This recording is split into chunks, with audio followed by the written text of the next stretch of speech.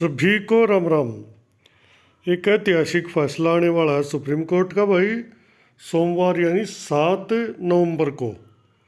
यो मामला है ईडब्ल्यूएस का, क्योंकि बड़ा मैटर है और बहुत आदमियों को प्रभावित करेगा, चाहे रिजर्व कैटेगरी का है चाहे अनरिजर्व का है। ये डायरी नंबर 1827/2019 जनहित अभियान जो संस्था है उसने ये केस किया था वर्सेज यूनियन ऑफ इंडिया। इसको जो है ना यो फैसला रिजर्व हो गया था 27/9 को, यानी 27 सितंबर को इस पर लगातार सुनवाई हुई थी कई डेटों पे, और 27 सितंबर को इसको रिजर्व कर दिया था। और 5 जजों की बेंच इस पर सुनवाई कर रही है। कोई छोटा मोटा मामला नहीं, क्योंकि बड़ा मैटर है, संवैधानिक मैटर है। क्योंकि एक सरकार ने जो है ना संविधान में संशोधन कर दिया था और उसमें ईडब्ल्यूएस कोटा दे दिया था 10%, यानी इकोनॉमिक वीकर सेक्शन, यानी आर्थिक जर्नल में कोई आर्थिक रूप से कमज़ोर है जिसको और को लाभ नहीं मिल रहा, वो इस कोटे में आगे थे और उस कारण उनका लाभ उठा भी रहे थे। और वैकेंसी वगैरह नौकरी हम भी जा रहा है। 2019 में नोटिफिकेशन आया था, उसके खिलाफ जो है ना बहुत सारी रिट पिटिशन लगी थी।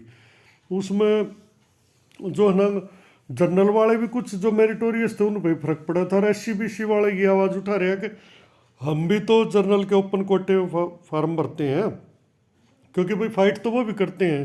अब अगर 10% ईडब्ल्यूएस को दे दिया तो जाहिर सी बात से भाई ओपन कोटे की सीट तो कम होंगी, वो फिर 40 रह जाएगा। तो इसलिए इस पर सबको एतराज़ था। पक्ष विपक्ष हर बात के होते हैं, लेकिन चलो इसका जो है ना बहुत बड़ा फैसला आना है। रिट पिटिशन है, बहुत सारे पार्टी बन रही है, 5 जजों की बेंच है। इसमें चीफ जस्टिस और justice Dinesh Maheshwari, honourable justice S Ravindra Bhat, honourable justice Bela M Trivedi and honourable mister justice JB Pardiwala, ये 5 जजों की बेंच जो है ना कल बैठेगी। इस पर जो है ना सुनवाई होनी है।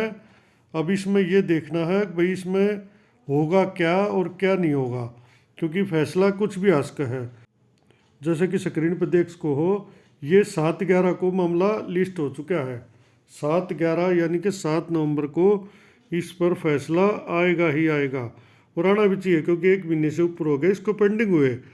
अब इसका देखते हैं भाई क्या फैसला होगा। ये कई साथी पूछेंगे कि भाई वो तो सुप्रीम कोर्ट बताओगा। और EBPG का आप सुनो, EBPG का मैटर सेम सा ही है। वो भी इकोनॉमिकली बैकवर्ड पर्सन है ना जो जनरल कैटेगरी में, उसको दिया गया था EBPG। अब पहली बात तो EBPG तो वैसे ख़त्म हो गया जब EWS आ गया, तो सेम सी बात है। उसमें थोड़ा कास्ट वाइज लिख दिया था, इसमें हर एक जनरल को ले दिया, उसमें कुछ स्पेशल कास्ट दी थी। तो भाई बात यह है, EBPG तो ख़त्म हो ही लिया है।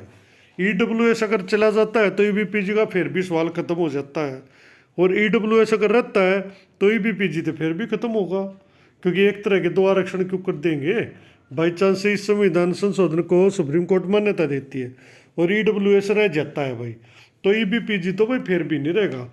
अब फैसला सिर्फ यूँ होना है, अगर EBPG की सुनवाई होगी, इसके बाद जब ये फैसला आ जाएगा उसके बाद सुप्रीम कोर्ट की जो दूसरी बेंच है वह इस पर 3 जजों की बेंच है, वह उस पर EBPG वाले मैटर पर सुनवाई करेगी, और उसी में ये तय होगा। ये कई साथी सवाल पूछ रहे हैं भाई EBPG के तहत जो नौकरी लगी उनका क्या होगा। भाई वह अगर सब्जेक्ट टू कर रखी है तो जाहिर सी बात से प्रभावित करेंगे, या सुप्रीम कोर्ट हो सके कोई राहत उनको दे सकता है। अगर भैया तो सरकार ने इतलाए थे तो उनको सुप्रीम कोर्ट हो सके उनके बारे में कोई ऐसा निर्णय दे दे कि भाई जो ज्वाइन हो गया, आगे जो पोस्ट बच रही हैं वो जर्नल में काउंट होगी, वो सारी भविष्य में होंगी। बाकी अभी EBPG का फैसला आने में थोड़ा समय लगेगा, परसों देख लेते हैं EWS का क्या रहता है, देखते हैं भाई इसमें क्या होता है। और मेरी बात अच्छी लगी तो भाई चैनल को सब्सक्राइब करो, लाइक करो, शेयर करो। धन्यवाद।